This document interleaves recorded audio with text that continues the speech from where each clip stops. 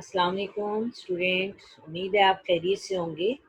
اور آج ہم اپنے اس لیکچر نمبر 10 میں ہم اپنے سبق کا آغاز کریں گے نظم حمد سے۔ ٹھیک ہے جی، ہمارے 3 چیپٹر ہو گئے ہیں جی ود مصنف نا ہجرت نبی صلی اللہ علیہ وآلہ وسلم، مرزا غالب کے اعداد و خسائل اور کاہلی۔ ٹھیک ہے جی، اب ہم اپنے نظم کا آغاز کرنا چاہ رہے ہیں تاکہ ایک ایک ہماری غزل بھی ہو جائے، نظم بھی ہو جائے۔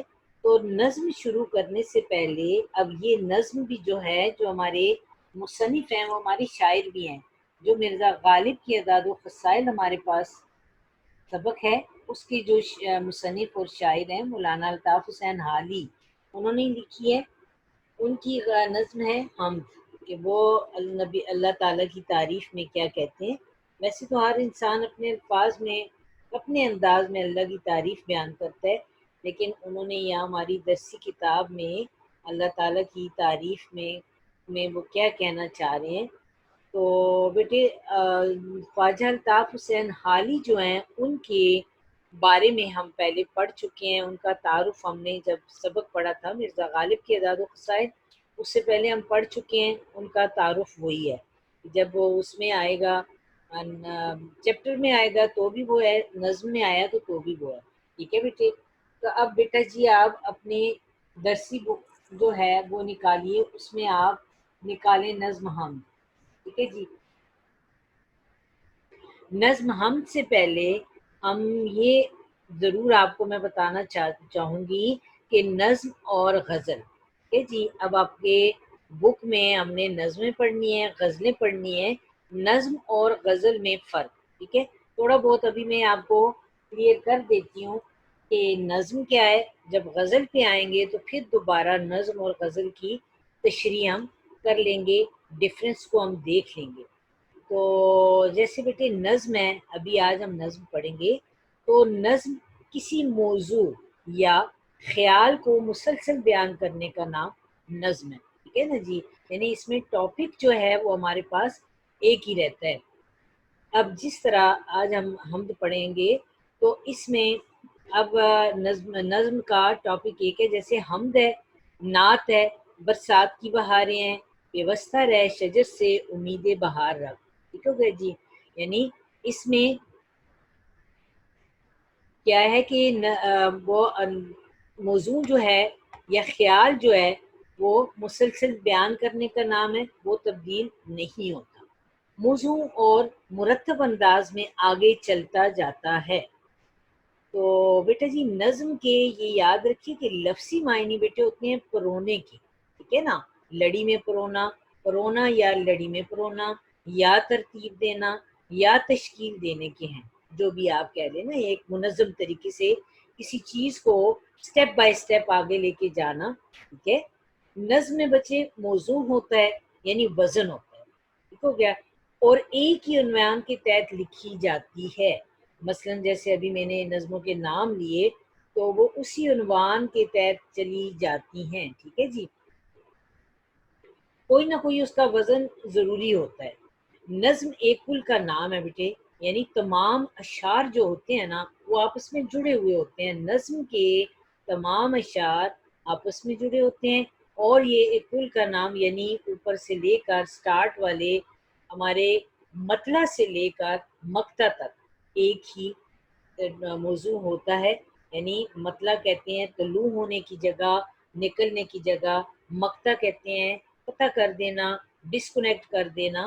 تو یہ ایک ہی موضوع ہمارا چلتا رہتا ہے اور مسلسل آگے بڑھتا رہتا ہے، یعنی اس کا نام بڑھنے کے، جب نظم کا نام لیا جاتا ہے نا بچے، تو اس سے ایک وسیع سمت مراد ہے۔ ٹھیک ہے نا جی، بہت وسیع سمت ہے، اور اس کی بھی کئی قسمیں آ جاتی ہیں ہمارے پاس نظم کی بھی۔ مثلا کوئی موجود نظم ہوتی ہے، کچھ اصناف نظم کی ایسی ہوتی ہیں جو مخصوص ہوتی ہیں، ٹھیک ہے نا جی، یعنی کچھ نظمیں ایسی ہیں کہ جو مخصوص ہوتی ہیں، کچھ ایسی ہوتی ہیں کہ جو مخصوص نہیں ہوتی۔ اب نظم کی کچھ قسمیں ہیں جس میں اب صرف نظم کے تشریح میں آپ اتنا یاد کیجیے گا کہ بس اس کی کچھ قسمیں ایسی ہوتی ہیں، جیسے مسدس آ جاتی ہے ہمارے پاس، قمص آ جاتی ہے، مثنوی آ جاتی ہے، مرثیہ ہے، قصیدہ ہے، نوحہ وغیرہ، ٹھیک ہے جی۔ یعنی کہ مولانا محمد حسین آزاد جو ہیں انہوں نے نظم میں بڑھ چڑھ کر کام کیا تھا۔ تو یہ تھی مختصر ہماری نظم کی ڈیفینیشن تھی، نظم کی تشریح کہ نظم کہا کس کو جاتا ہے۔ جب ہم غزل پہ جائیں گے بیٹے پھر تھوڑا سا ان دونوں میں نظم اور غزل کے ڈفرینس کو میں بتا دوں گی، ٹھیک ہے جی۔ تو ابھی آپ اپنے نظم ہم کے اشعار نکالیے۔ تو میں اپنے پہلے شعر سے شروع کروں گی، آپ اپنی بک پہ دیکھ لیجئے بچے، شعر نظم ہم کا آپ اپنی بک سے دیکھیں۔ میں اب اس کی تشریح کرتی جاؤں گی، مفہوم میں آپ کے سامنے ہے اور تشریح میں اپنے الفاظ میں کروں گی، اور آپ کی جو نوٹس ہیں بیٹا جی اس میں بھی تشریح ہے، لیکن پہلے آپ نے میری تشریح کو، میرے الفاظ کو سننا ہے، اور مفہوم جو میں نے لکھا ہے اس کو آپ نے یاد کر لینا ہے، اور اس سے آپ کو مدد یہ ملے گی کہ آپ اس قابل ہو جائیں گے کہ مزید تشریح جو ہے وہ آپ بیان کر پائیں گے، ٹھیک ہے بیٹے۔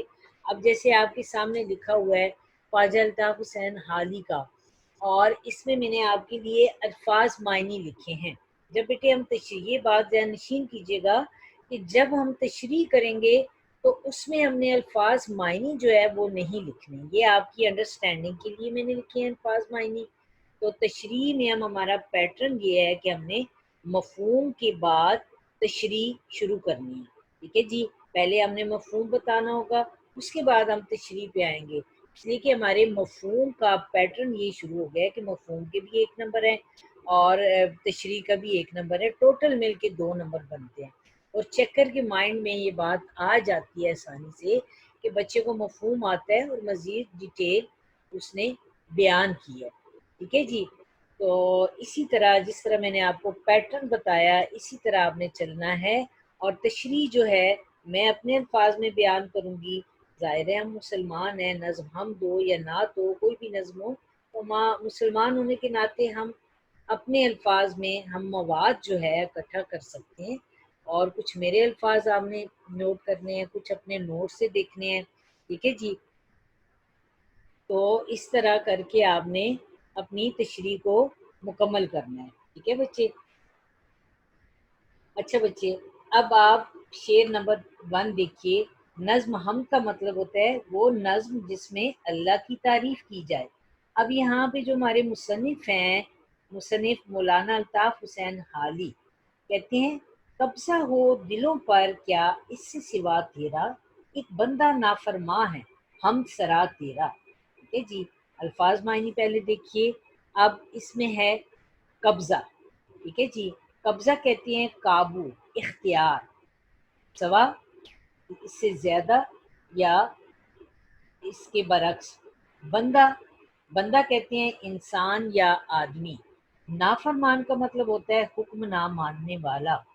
ہم سرا کہتے ہیں ہم کہنے والا۔ ہم کہتے ہیں وہ نظم جس میں اللہ کی تعریف بیان کی جائے۔ اچھا بیٹے، اب یہ دیکھیں نا، اسی طرح قبضہ ہو دلوں پر کیا اس سے سوا تیرا، ایک بندہ نافرماں ہے ہم سرا تیرا۔ اب یہاں پہ شاعر ہمیں یہ بتانا چاہ رہے ہیں کہ اے اللہ، تیرا دلوں پر اس سے بڑھ کر کیا اور قبضہ ہو سکتا ہے کہ مجھ جیسا نافرمان بندہ تیری حمد بیان کر رہا ہے، ٹھیک ہے نا، کہ میرے جیسا نافرمان بندہ بھی تیری حمد بیان کر رہا ہے۔ تو مزید آپ نے مفہوم یاد کرنا ہے، اس سے آپ مزید تشریح کر سکیں گے، ٹھیک ہے جی۔ یعنی کہ جب بھی ہم کریں گے تو اس میں ہم نے یہ حوالہ ضرور دینا ہے کہ یہ شعر کہاں سے آیا، ٹھیک ہے۔ اب اسی طرح ہم شعر شروع کریں گے، تشریح جب ہم کریں گے تو اس میں ہم یہ بیان کریں گے کہ یہ تشریح طلب شعر جو ہے یہ ہماری اردو کی درسی کتاب کی نظم ہم سے لیا گیا، جس کی شاعر مولانا الطاف حسین حالی ہیں، ٹھیک ہے نا جی۔ یہ ہمارے مصنف بھی ہیں، شاعر بھی ہیں، جنہوں نے مرزا غالب کے اعداد و خسائل سبق بھی لکھا۔ اور اس شعر میں شاعر کہتے ہیں، یعنی اللہ تعالیٰ ہی کی تعریف بیان کر رہے ہیں، تو وہ یہ کہتے ہیں کہ اے میرے اللہ، تو ہی خالق اور مالک ہے۔ لیکن نا بیٹے، اس بات سے تو ہم قطعاً ہمارا کوئی وہ انکار نہیں ہے کہ اس دنیا کو پیدا کرنے والا بنانے والا صرف اللہ تعالیٰ کی ہستی ہے، اس کے سوا کوئی نہیں ہے۔ ٹھیک ہے جی، ہم کہتے ہیں کہ جب پڑھتے ہیں قل هو اللہ احد اللہ الصمد لم یلد ولم یولد ولم یکن له کفوا احد، ٹھیک ہے، یہ بات وضاحت کے ساتھ کھل کر سامنے آ جاتی ہے کہ اس دنیا کو پیدا کرنے والا بنانے والا اللہ کی ذات ہے، وہ بے نیاز ہے، وہ واحد ہستی ہے۔ ٹھیک ہے جی، اور وہی عبادت کے لائق ہے۔ ہمارے جسم و جان اس ذات پر قربان، ٹھیک ہے، جو ہمارے دلوں میں بستا ہے۔ ہمارا سب کچھ تیرے ہی اختیار میں ہے اللہ کی ذات، ہمارے دلوں پر اس سے بڑھ کر اور تیرا کیا قبضہ ہوگا؟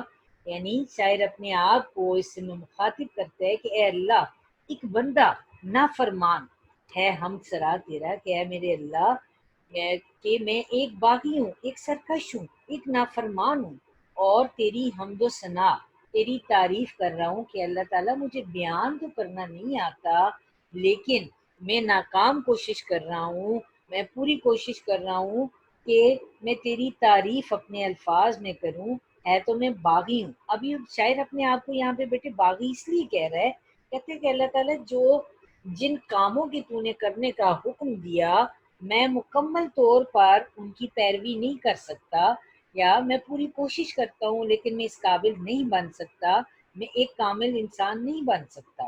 لیکن نا بیٹے، کامل مکمل تو اللہ کی ذات ہے، انسان تو خطا کا پتلا ہے نا، انسان سے خطا غلطی تو سرزد ہو جاتی ہے۔ تو وہ اس لیے شاعر کہتے ہیں کہ اللہ تعالیٰ، میں یہ سمجھتا ہوں کہ کہیں میرے الفاظ ادا کرنے میں کوئی بے ادبی نہ ہو جائے، ٹھیک ہے جی، تو وہ پھر کہتے ہیں کہ اللہ، جس طرح پوری دنیا پر قبضہ ہے، سب سے پہلے میرے دل پر تیرا قبضہ ہے۔ ٹھیک ہے بیٹے، اب آپ دیکھیں کہ سورۃ الانفال میں بھی ہم نے پڑھا ہے کہ جب انسان اپنے دل سے کوئی ارادہ کرتا ہے کسی کام کرنے کا، چاہے وہ اچھے کام کا یا برے کام کا ارادہ کرتا ہے، تو اس سے پہلے کہ وہ ارادہ کرے، اللہ کہتا ہے اے بندے، یحول بین المرء وقلبہ، اے بندے، میں تیرے دل اور تیرے دل کے درمیان حائل ہو جاتا ہوں، دخل اندازی کرتا ہوں، دخل کرتا ہوں، مدخل ہو جاتا ہوں۔ ٹھیک ہے جی، تو وہی بات ہے کہ اللہ کی ذات ہماری شرک سے بھی نزدیک ہے۔ شرک وہ ہماری وین ہوتی ہے جو ہماری پوری باڈی کو بلڈ سپلائی کرتی ہے، تو اللہ کی ذات وہ اس سے بھی نزدیک ہے کہ جب میں اپنے دل سے کوئی ارادہ کرتا ہوں تو میرے اور میرے دل کے درمیان حائل ہو جاتا ہے۔ اس سے بڑی اور کیا بات ہے؟ یہاں بھی شاید یہی بیان کرنا چاہ رہے ہیں کہ اے میرے اللہ، اے میرے پروردگار، کہ ہمارا خالق اور مالک اور پروردگار تو ہے، اور اس کی حکمرانی، یعنی اللہ تیری حکمرانی جو ہے دنیا کی ہر چیز پر ہے، یعنی تیرے قبضۂ قدرت سے کوئی چیز خالی نہیں ہے، کہ میرے دل پر بھی تیری اسی طرح حکمرانی ہے، اس دل پر تو ہی چھایا ہوا ہے۔ اس بات کی سب سے بڑی دلیل کیا ہے؟ وہ کہتے ہیں کہ میں گناہ گار ہوں، نافرمان ہوں، تیری مداح سرائی تو میں کر رہا ہوں، تیری تعریف تو میں بیان کر رہا ہوں، تیری شان، تیری عظمت، تیری بڑائی تو بیان کر رہا ہوں، لیکن بنی نوع انسان پر اللہ تعالیٰ کے اتنے احسانات ہیں، اتنے انگن احسانات یہاں پہ شاید بیان کر رہے ہیں، یا مسلمان ہونے کے ناطے ہمیں خود پتہ ہے، تو اس لیے بیٹے ہمیں چاہیے کہ ہم اسی کی عبادت کریں، اسی کے عنایات جو کہ اس نے ہم پہ کرم کیا ہوا ہے اس کا شکر ادا کریں، اور یہ اللہ تعالیٰ کا ہم پر بہت بڑا احسان عظیم ہے کہ وہ ہماری بدعمالیوں کو نظر انداز کر دیتا ہے۔ دیکھیں کتنے ہم سے بندہ خطا کا پتلا ہے، ہم سے کتنے گناہ سرزد ہو جاتے ہیں، تو وہ ہماری بدکاریوں بد اعمالیوں پر پردہ ڈال دیتا ہے اور ہم پر لطف و کرم کرتا ہے۔ ٹھیک ہے، گویا اللہ کی قدرت عظیم سے عظیم تر ہے، تو اسی لیے یہاں پہ شاعر کہتا ہے کہ اللہ، میں تو میں تو نافرمان بندہ ہوں، ٹھیک ہے، میں اس قابل نہیں ہوں، لیکن پھر بھی میں کوشش کر رہا ہوں۔ ٹھیک ہو گیا جی؟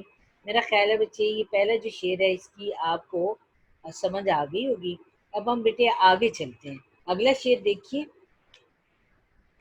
وہ سب سے مقدم ہے حق تیرا ادا کرنا، بندے سے مگر ہوگا حق کیسے ادا تیرا. ٹھیک ہے جی. اب یہاں بھی شاعر نے کتنی پیاری کتنی خوبصورت بات کی ہے. پہلے آپ میننگ دیکھ لیں بچے. گو کا مطلب ہوتا ہے اگرچہ، مقدم، اہم، واجب. ٹھیک ہے. بندہ وہی انسان، کیسے، کیوں کر یا کس طرح. ٹھیک ہو گیا جی. اب آپ پہلے مفہوم دیکھ لیجئے. مفہوم کے بعد ہمیشہ تشریح شروع کرنی ہے آپ نے. مفہوم میں شاعر جو ہیں ہمارے وہ کہتے ہیں اگرچہ انسان کے لیے اللہ کا حق ادا کرنا سب کاموں سے ضروری ہے، لیکن انسان کے لیے اللہ کا حق ادا کرنا ناممکن ہے. کیوں ہے جی. اب مزید تشریح میں شاعر کیا کہنا چاہ رہے ہیں. شاعر الطاف حسین حالی یہ کہتے ہیں کہ شاعر کہتے ہیں اے اللہ تو ہی خالق اور مالک ہے، لیکن اے رب العالمین یہ بجا ہے کہ ہمارا اولین فرض ہے. ٹھیک ہے نا بچے. اولین مقدم کا مطلب ہو گیا اولین. کہ اے اللہ ہمارا سب سے پہلا فرض ہی یہ ہے کہ ہم عبادت کریں اور شکر کر کے تیرا حق ادا کریں، لیکن یہ ہمارے لیے ناممکن ہے. ٹھیک ہے. وہ کس طرح ناممکن ہے کہ دیکھیں نا بندہ نا شکرا ہے. ٹھیک ہے جی. بندہ کسی حال میں خوش نہیں رہتا، اور وہ ذرا سی بھی، ہم ایسے انسان ہیں، ہم ایسے مسلمان ہیں کہ ہم پہ ذرا سی بھی تکلیف آتی ہے تو ہم ناشکرے ہو جاتے ہیں. ٹھیک ہے. اس کی نوازشیں جو ہیں، اس کی عنایات جو ہیں، اس کی مہربانیاں جو ہیں، ذرا سی تکلیف پہ ہم ختم کر دیتے ہیں. کہتے ہیں اللہ تعالیٰ یہ ہمارے یہ حق تعالیٰ، اے اللہ تو نے ہماری خواہش پوری نہیں کی، اے اللہ تو نے ایسے کیا. دیکھیں بچے ہم گلا شکوے پہ آ جاتے ہیں. ٹھیک ہے. ہم اپنے اللہ کی ذات سے گلا شکوہ کر سکتے ہیں، وہ ہمارے دل کے بہت قریب ہے، لیکن بات یہ ہے کہ اللہ نے جو ہمارے اوپر عنایات کی ہیں، عنایتیں کی ہیں، نوازشیں کی ہیں، ان کی مہربانیوں کا ہمیں شکر ادا کرنا چاہیے. ٹھیک ہے نا. کہ اللہ ہم تیرا ہر حال میں شکر ادا کرتے ہیں کہ یہ جان تیری ہے، ہم تو تیری ہی مانتے ہیں، جب تو ہمیں چاہے لے جا سکتا ہے. ٹھیک ہے جی. لیکن ہم یہ نہیں کرتے. وہ سورۃ الرحمن میں اللہ تعالیٰ نے اتنی پیاری صورت میں اللہ تعالیٰ نے ارشاد فرما دیا کہ فَبِأَيِّ آلَاءِ رَبِّكُمَا تُكَذِّبَانِ، بس تم اپنے پروردگار کی کون کون سی نعمتوں کو جھٹلاؤ گے. ٹھیک ہے جی. یعنی انسان میں شکر ہو جاتا ہے. ہم تو بندے عاجز اور مجبور ہیں نا جی. رات دن بھی عبادت اور شکر گزاری میں لگے رہیں تب بھی ہم اللہ کا حق ادا نہیں کر سکتے. ٹھیک ہے. اب یہ دیکھیں کسی شاعر نے کتنی خوبصورت بات کی ہے کہ شاعر کچھ یوں کہتا ہے. بیٹی اس میں اگر کوئی ایک آدھ حوالے کا شعر بھی آ جائے نا تو وہ بھی آپ ایڈ کر سکتے ہیں، آپ کی تشریح خوبصورت بن سکتی ہے. اب یہاں پہ مجھے ایک شعر یاد آ رہا ہے کہ جس طرح کسی شاعر نے کہا کہ جان دی ہوئی اسی کی تھی، حق تو یہ ہے کہ حق ادا نہ ہوا. دیکھیں کہ اللہ تعالیٰ نے ہمیں جان دی ہے، لیکن ہم نے پیدائش سے لے کر مرنے تک ایسا کیا، دنیا سے رخصت ہونے تک، کہ ہم اس کے حق کو بجا نہ لائے. وہ سب سے مقدم تو یہ تھا کہ ہم اللہ کا حق ادا کریں، لیکن ہم بندے ناشکرے ہیں، ہم بندے گناہ گار ہیں، ہم کہیں نہ کہیں غلطیاں کوتاہیاں کر جاتے ہیں، جس کی وجہ سے ہم اللہ تعالیٰ کی عنایات، اللہ کی مہربانیوں کو دنیا کی رنگینیوں میں مگن ہو کر، مست ہو کر بھول جاتے ہیں. ٹھیک ہے جی. اب اسی طرح بندے پر اس رب کا سب سے افضل اور اہم ہے. تو ہمیں ضروری ہے ہمارے لیے، جیسے شاعر بھی ہمیں کہتے ہیں، شاعر خود اپنے آپ کو بھی مخاطب ہو کر کہتے ہیں کہ اس کی اطاعت گزاری، اس کی بندگی کرنی چاہیے. مگر بندہ چاہے بھی تو ساری زندگی اپنے پروردگار کی نعمتوں کا، عنایات کا شکر گزار نہیں بن سکتا. وہ اپنے پروردگار کی عبادت کر کے اس کے انعامات اکرام کا آسان عظیم نہیں چکا سکتا. مطلب ایک عاجز انسان اپنے رب کی تعداد نعمتوں کا حق کیسے ادا کر سکتا ہے. ٹھیک ہے بچے. اس لیے انسان کو چاہیے کہ وہ اپنے رب کے حضور عاجزی انکساری اختیار کرے اور اپنی کوتاہیوں کا ہر وقت اللہ سے مدد مانگنی چاہیے، کیونکہ اللہ تعالیٰ خود قرآن پاک میں کہتے ہیں کہ ان اللہ غفور رحیم، کہ میں بے شک بخشنے والا، معاف کرنے والا اور مہربان ذات ہوں. ٹھیک ہے نا جی، کیونکہ اللہ رحیم ہے. اللہ تعالیٰ کی ذات سب سے غالب صفت ہی اس کی یہ ہے. ٹھیک ہو گیا جی. تو چلیں بچے، اب آپ نیکسٹ یہ دیکھیے، نیکسٹ پہ آپ دیکھیں. اچھا، اب یہاں پہ اللہ تعالیٰ ہمارے جو شاعر ہیں وہ ارشاد فرما رہے ہیں، محرم بھی ہے ایسا ہی جیسا کہ نامحرم، کچھ کہہ نہ سکا جس پر یہاں بھید کھلا تیرا. ٹھیک ہے جی. اب آپ میننگ دیکھ لیں اس کے. محرم کا مطلب ہوتا ہے جاننے والا، آشنا. ٹھیک ہے. نامحرم کہتے ہیں نا واقف. یہاں پر بھید کہتے ہیں راز کو. ٹھیک ہو گیا. اب مفہوم ہمارے پاس یہ آ گیا، اے اللہ جو تجھے جاننے کا دعویٰ کرتا ہے نا، اس کی بھی حالت ایسی ہی ہے جو تجھے جاننے سے قاصر ہے. جو تیرے راز کو پا لیا جس نے، اس کا اظہار نہیں کر سکتا. یعنی کہ اللہ تعالیٰ کی ذات سے یہ بات کہ کوئی بھی جو تیرے راز کو پا جاتا ہے وہ اس کا اظہار جو ہے وہ نہیں کر سکتا. ٹھیک ہے. تو یہاں یہ مراد محرم اور نامحرم آ گیا.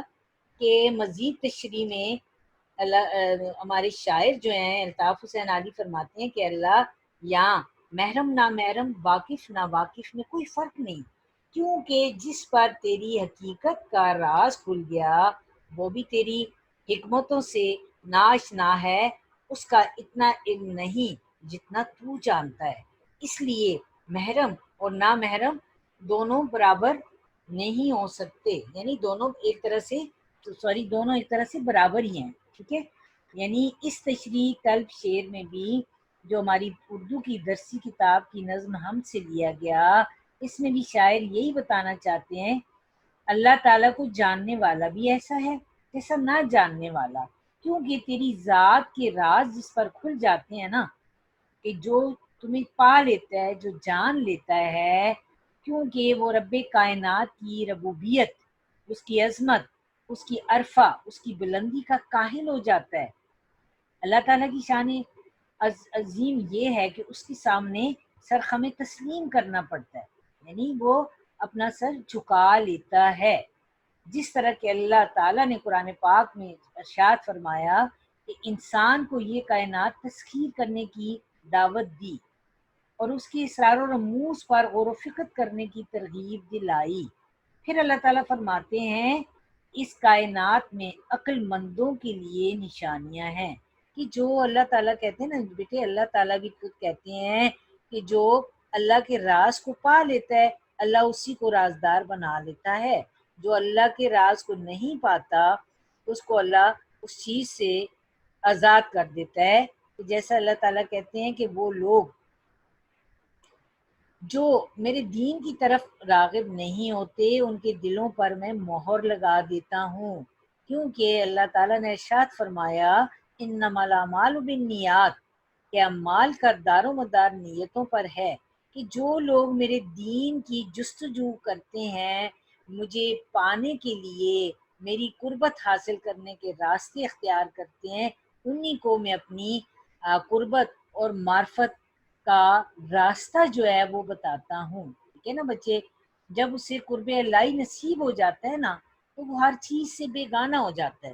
یعنی وہ جب اللہ کا کرم، ایک محرم اور نامحرم اللہ کے قریب ہونے والا بندہ اللہ کے راز جان لیتا ہے تو وہ پھر کیا کرتا ہے کہ وہ ہر چیز سے بیگانہ ہو جاتا ہے. اسے کسی کی بھی جستجو نہیں ہوتی سوائے اللہ کے. بالکل اسی طرح کہ جو اللہ کی قدرت کو پہچاننے کی کوشش نہیں کرتا نا، وہ دنیا داری میں مگن ہو جاتا ہے، وہ ہر چیز سے بیگانہ ہو جاتا ہے. کائنات کے ذرے ذرے میں اسے جو اللہ کے قریب ہوتا ہے اس کو کائنات کے ذرے ذرے میں اللہ کا جو حسن ہے، اللہ کا دیدار جو ہے وہ نظر آتا ہے. کیونکہ بیٹے دیکھیں گے مسلمان جو ہے وہ اللہ تعالیٰ کو جانتا ہے، کیونکہ اللہ تعالیٰ ہر رنگ ہر چیز میں ہے. ٹھیک ہے نا جی. تو وہ کہتے ہیں نا شاید لوگ تیرے رنگ رنگ رنگ. ٹھیک ہو گیا. یعنی اللہ کا بیت جب کھل جاتا ہے.